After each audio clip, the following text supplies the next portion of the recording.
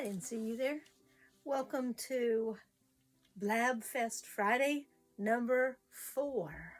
I was just pinning up some blocks from this past year. I have lots of topics for us to discuss today. My name is Lori. Welcome to my channel. We are quilters. So let me get comfortable and situated and let's blab. So the first thing I want to show you are my friend's fantastic stockings. In the last Blabfest, I showed you she just had the fronts done, and now she has them together. Isn't this cute, the way she has them displayed along her staircase for all the members of her family? Next up, this is like a once in a long time thing. I have an empty box. An empty box. I don't have those very often, but I have an empty box, and I am just itching to fill that up with something else. I always label those so I know what's in them, even though they're fairly clear. I have different colored ones. I have them stacked all around. I'm just itching to fill that up. So that is one of the things that I have to share. Woohoo, an empty box! It's that time of the year. Everybody's thinking about their goals and how they did and what do they want to do for next year. So I'm going to do the same thing. I'm going to share. I'm going to keep it brief. Maybe give you some ideas so you can fill in one of your empty boxes too. So I have been using this little green notebook for 2 years now, and I'm going to add yet another year onto it. So when the time comes, I can add 2024 information into it. There it is. Now in my notebook, I keep track of, and I've kept track of a few things, the same things. Let me find my goal page for you so I can share. So my first goal was finish a quilt top a month. Well, last year, we're in 2022, I finished one. This past year, I finished, well, we're going on 3, hopefully 4. So I've improved. And each year I go back and I figure out percentages and all those things. And I also have about my blog in this little book, because my goal was once a week. So I have upped that game considerably this year, because now I not only post on a blog, but I'm filming YouTube videos as well. And we're up to 3 a week, and I like that number. It's a doable number, so I'll probably keep that. One of my goals was, 80% of the days in a year. Now, according to my calculations, that's 292 days. Last year I did pretty well. The year before that, not as much. I wasn't retired the year before, in 2022 yet. So, part of that year. So, I was working, and if I sewed at all, and I have this lovely little code for everything I do, and then I just write down the code and the date.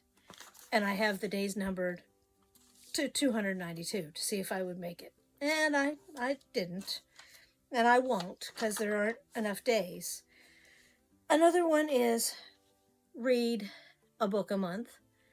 And I've met that goal too. I have a little app on the phone that is very interesting. I'll link that down in the comments below.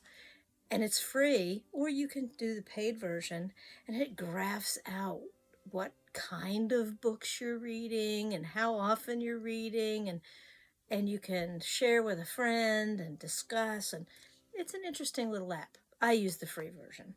And we read it loud here at home, and my goal was for my husband and I to read together 2 nights a week.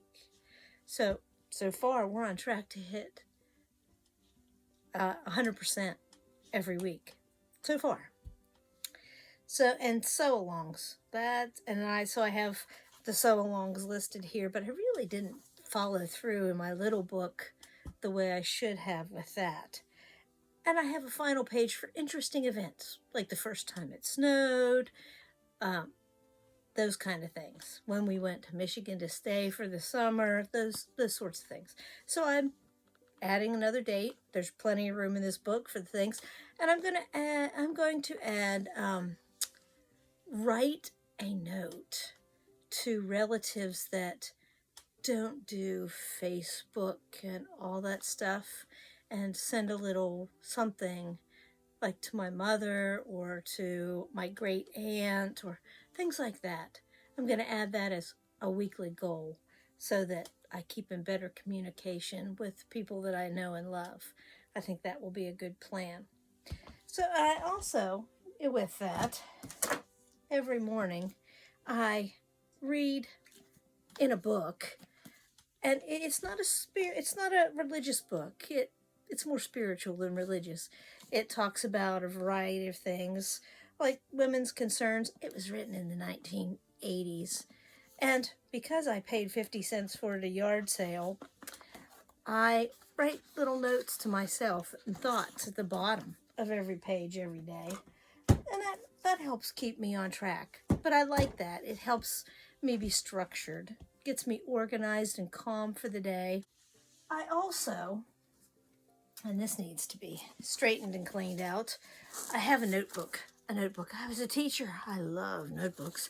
So on my notebook it says, quilting is the answer. It doesn't matter what the question is. And that comes from Patchwork Posse.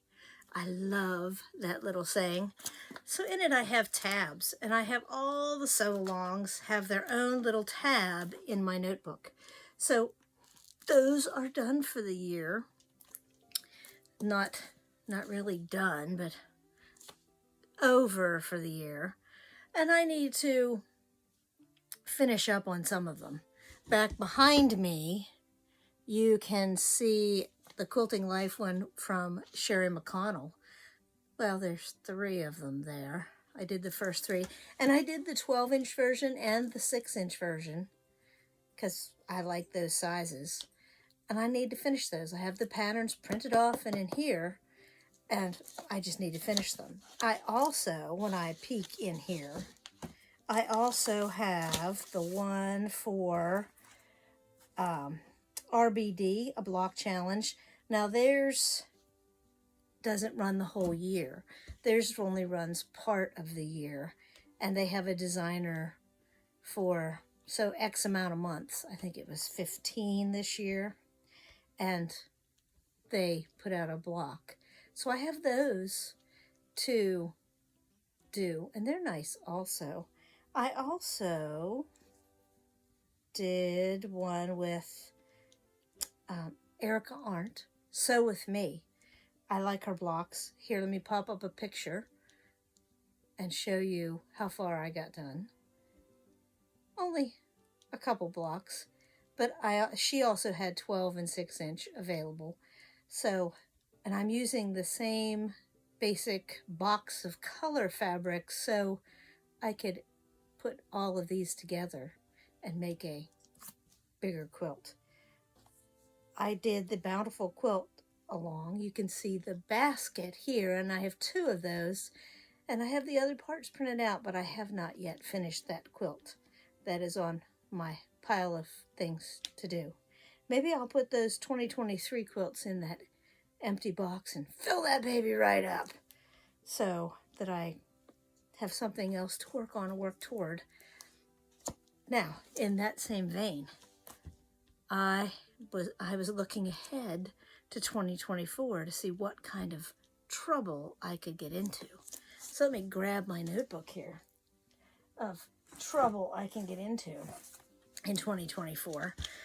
I see that there is Kimberly did a behind the seams, and she had a list of chapters, and her video is over an hour long. But you can click on the time and the chapters, and she probably has 30 quilts or things you can participate on, and she made that at the end of October. So there's tons of stuff to do if you like to participate. I also, I've been printing out the Bonnie Hunter Indigo Way clues.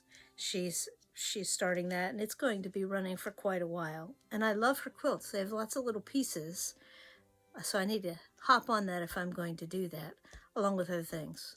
But my priority has been getting the quilts done for Sweet Childhood Memories for my son and daughter-in-law, so I need to finish those up too. So I feel like my head is spinning. Glad I don't have to put up too many Christmas decorations this year. I also see that Angela Waters is doing a free machine quilt-along starting in January on quilting on the big machine. I like watching her videos. She used to have a series called The Midnight Quilter that she was funny. She would sit back and drink some mommy's quilting juice as she was quilting after her children went to bed. Hilarious. Just hilarious. So, and I see that there's something about a temperature quilt. I really want to do a temperature quilt, but I don't want to do just temperatures. I want to do like other weather conditions, like cloudy and sunny, and I need to think about that. I've been drawing out like the little 4-inch square, and I need to think about it. I'm still thinking about it. I wrote a note, drew a little picture, labeled it. We'll see what comes from that. But, so as I have been playing with the big quilting machine and taping videos and watching videos, I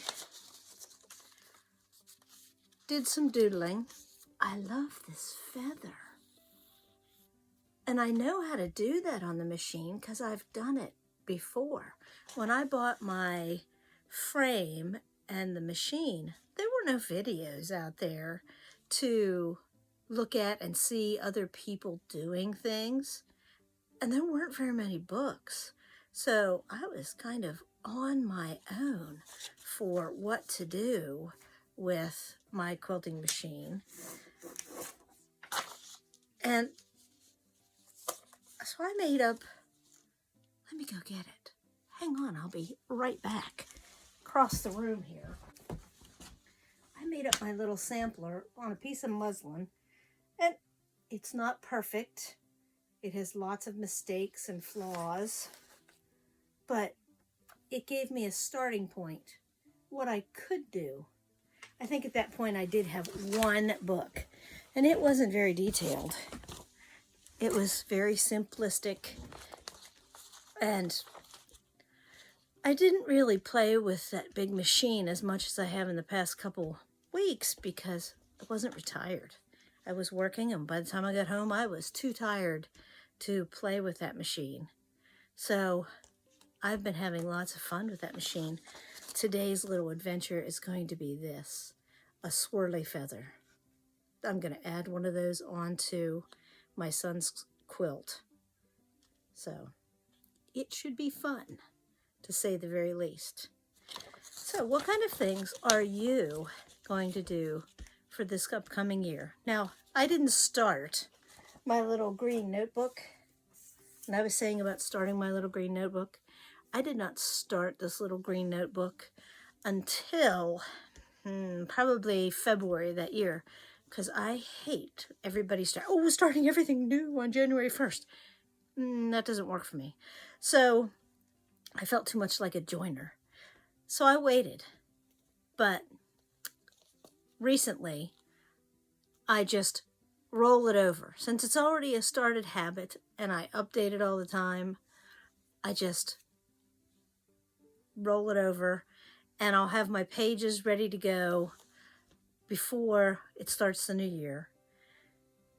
And it'll keep me organized. It'll keep me sewing, and it also lets me look back and see how productive I was during the last year. So what kind of things do you do? Let me know in the comments below. I love to hear from all of you.